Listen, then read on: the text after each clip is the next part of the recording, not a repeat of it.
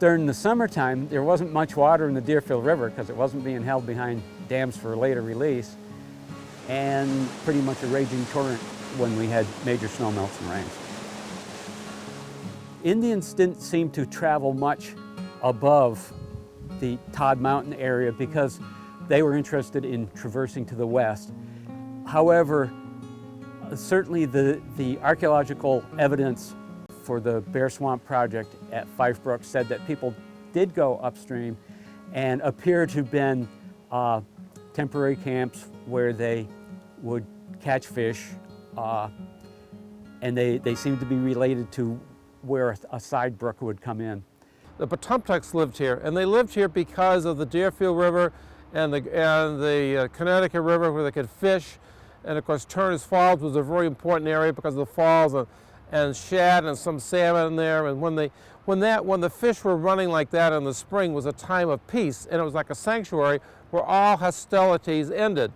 And the land around the Deerfield section of the river, you know, is very fertile because of floods, and some of the best soil in the whole world was here. And the Indians made use of the Connecticut River, you know, with their canoes, with fishing and so forth. And they, let's say 1640 plus or minus, they shipped out a lot of corn, and they staved these starving settlers that were down there. But before the advent of the railroad, they used to have barges that went up and down the river, you know, bringing produce and so forth up and down the river. And at Cheapside, which is near the beginning of the Deerfield River, they had a very busy port that was on the Greenfield side of the river.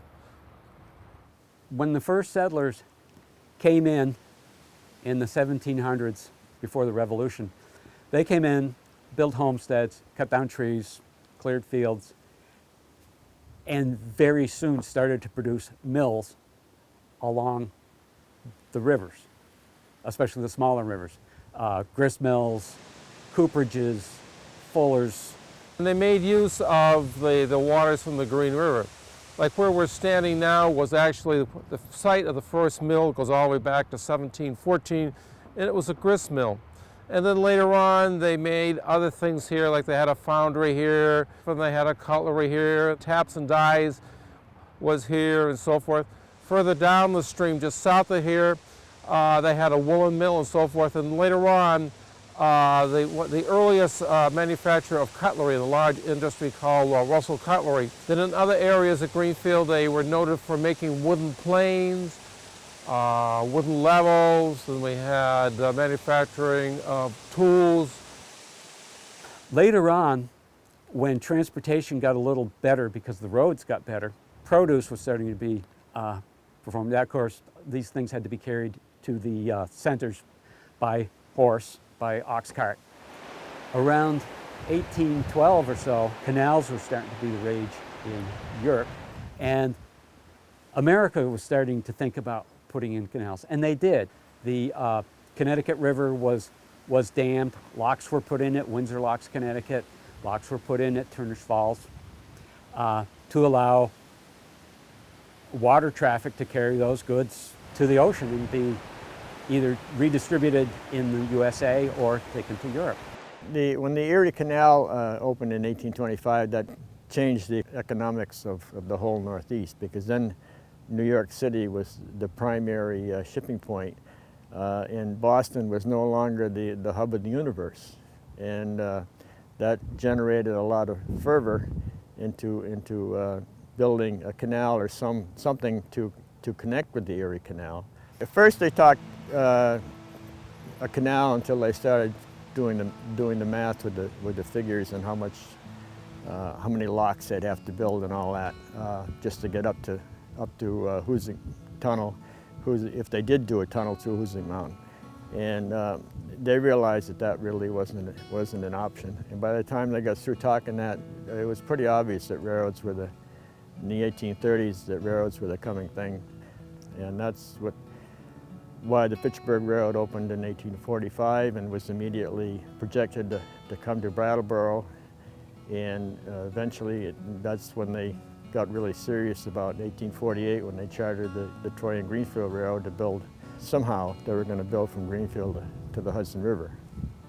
Between here and and Deerfield, the line is very tortuous. It took a lot of blasting and a lot of work. But between here and the east portal of the tunnel, it was relatively flat, and they reached that east Hoosick Tunnel station, the east portal area, also in 1867. And then it was not until 1876, July 1st, when they opened the Hoosick Tunnel, that trains actually got into North Adams.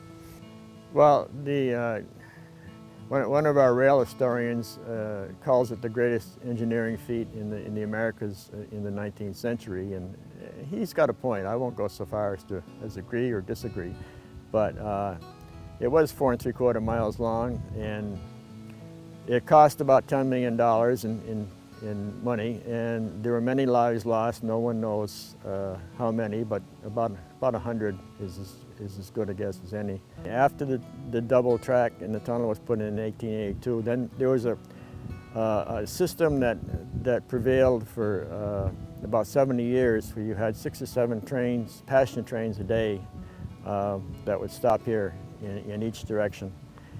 You know, it brought in goods that were probably not available before, and you know, like fresh fruits and things out of season, and items like that people just weren't used to. And of course, the farmers could get their goods to market, to Boston and whatnot, which without the railroad would not have been feasible from this far out.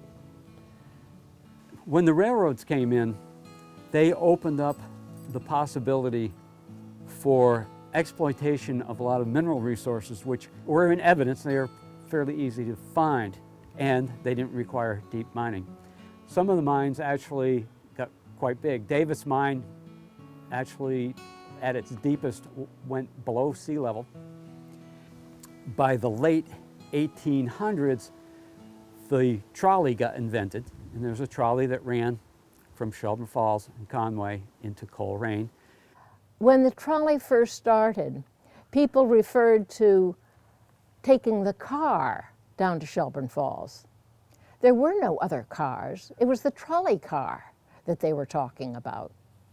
The rail line was originally built to service the mills, and we had many, many cotton mills that originally, way back before the railroad came through Shelburne Falls, they would, on barges, bring the cotton up to Cheapside in Greenfield, put it onto horse and wagon, and then take it up over Coleraine Mountain and down into the mills there. There were many, many apple farms here, other farm produce, and the women going to market would take the trolley. Many of the children along the North River and in the hills on either side owe their high school education to the Shelburne Falls and Coleraine Street Railway. There was no high school in Coleraine, and so they came down many of them on this same car, to Arms Academy. By the end of that century, the first electrical power generation dam had been built on the Deerfield River. Gardner Falls, which is just below Shelburne Falls. It was built to provide power for the trolley car.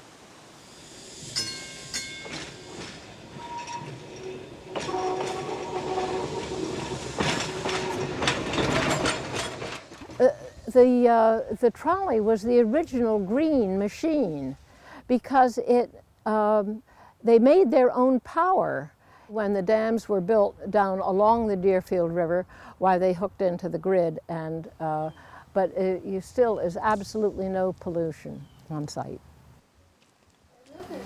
But in 1927, when Griswoldville decided that they would stop shipping by trolley, the trolley line at that time would handle their freight cars from the standard steam railroads here, and you switched to trucks. At that time, the trolley line said, we're going to cease operations. This is not going to financially work for us anymore. And then after 1927, the bridge became weed infested because they weren't going to rip it down because it had the water main for the town in it. And the local ladies in the garden club decided to plant flowers and make something out of it. And hence the Bridge of Flowers was born. I don't think people realize how important the railroads were to Shelburne Falls, but there was an enormous freight yard here. The New Haven Railroad had its terminals here. It had a turntable and a roundhouse to keep the engines overnight. And the trolley had its terminus here, though it did have its main factory and shops were up at Frankton along the North River. And it was really the lifeblood of the valley. And at its height, this trolley line ran 200,000 passengers in 1 year. That was at its height. Then the automobile came and it went down like that. After the Hoosick Tunnel was built, it allowed the economic stimulus for another railroad to be built from the Hoosick Tunnel station to Wilmington. The Newton brothers were from Greenfield, Massachusetts, and were prominent in the paper-making industry in Holyoke. They found that their paper mills needed a more reliable supply of wood pulp, and to get that supply, they decided to develop the resources in the upper Deerfield River Valley. They began that by going to Reedsboro and building a dam across the Deerfield in Reedsboro and building a pulp mill. By 1882, that mill was in operation, and they found shortly after that their being able to take the pulp to market required 40 teams of horses a day down very poor roads to the railroad connection at Hoosick Tunnel, which they found to be not only impractical but not very economical. They needed a more reliable method for getting the pulp to the siding, and they decided to build a railroad. They began building the railroad in 1884, and by 1885 they had finished it from the connection at Hoosick Tunnel to Reedsboro.